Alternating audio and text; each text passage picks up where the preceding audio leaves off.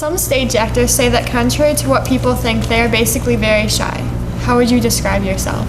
That's a great question, and it's true. I'm an extrovert. I'm not an introverted person, but I get anxious socially, and I feel, I'm always a little. I have a lot of experience socially now, so so it seems easier. I wouldn't say that I'm a shy person, but I know lots of actors who are very, very shy and who feel safe when they're acting. Now, I know that even though I'm not a shy person, and even though I'm kind of an extroverted person, I feel completely fearless on the stage. I have no fear of being when I'm on the stage at all. I can deal with anything. I feel completely empowered on the stage. Maybe I don't know why. I'm sure there are many psychological reasons for it, not all of which I know. The idea of playing a part is very comforting because it's not you, although it is. It's a way of being you and not being you. There's a mask that you're supposedly behind. And you've been given permission, in the theater. You've been given permission. We're always asking permission to be heard, to be looked at, to be approved of, to be validated. We need to ask. But if you're on stage, you've already been given permission. So, then you have to earn it once you're up there, but you learn how to do that. So I feel, even though I'm not a shy person, more empowered on the stage than anywhere else. And it's a very valid question, because a lot of actors who behave off camera or off stage in a way that seems antisocial or not particularly friendly doesn't necessarily have to do with the fact that they're jerks or they're so full of themselves. Sometimes it does have to do with the fact that they feel very vulnerable and very, very shy when they're confronted with people who know them that they don't know. So it is something to think about.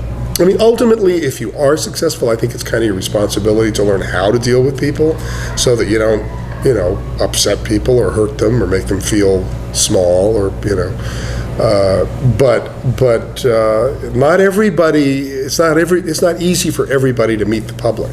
And that's true of a lot of famous people. You are perhaps best known for your role as John Boy in The Waltons. Did this character have much in common with you? How do you feel that playing such a wholesome character influenced you? Well, that's it. I love the show too. Thank you. I'm glad you like it. I'm always very happy when young people know the show, because I think it's a beautiful piece of writing and acting, and there are lovely things about it.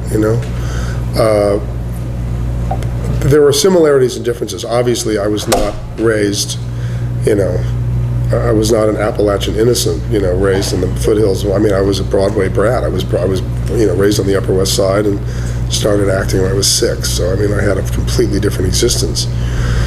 But I'd have to say that the affinities that I had for the character were greater than the sort of differences of circumstance, the circumstantial differences.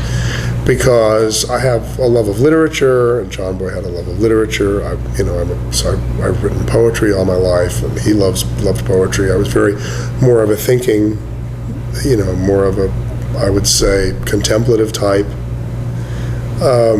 And so there were emotional affinities. I was very close to my to my parents, and yet I knew a bit about that milieu because my father's from Eastern Kentucky, and most of the relatives I know are from Eastern Kentucky. My grandparents had, and my dad still has, a beautiful farm up in the mountains there, and where I spent every summer of my childhood with my grandparents. So I understood an awful lot about that life up there, because at that time it was really country when I was growing up there, and I would spend all my summers there. What is your least favorite thing about being an actor? It's a good question. I think probably what I like least about it is the times it has kept me away from my family when I've had to travel. I had an absolutely fabulous experience for 2 years being on tour with 12 Angry Men, 9 months each time. It was absolutely I loved every minute of being on the road with those guys doing that play, but I missed every minute. I missed my wife and my son when they couldn't be with me. They came out to visit, but being away from your kids, missing time with your kids, missing time with your spouse, with your partner, for me, that's always been the hardest part. And also, it's a very tough business because no matter how successful you've been, you're kind of always starting over all the time. You're always, they say you're only as good as your last job or your next job. And that's hard because, over time things build, a career build. One thing builds on another. So you play the law of averages and you go, well, the odds are I'll be okay, but there is no guarantee of that. It's a very risky, I was talking to, I tend to be very conservative, I spend all my money, but I tend to be very conservative about investments and things like that. And I have what they call low risk tolerance. But I was talking to a guy in that business. He said, "So you've been an actor for 51 years. You have low risk tolerance?" He says, "You probably have a higher risk tolerance than most people whose money I invest." Because to some degree, there's always that. It's always risky. It's just always risky. There's no golden parachute. In fact, there's no parachute.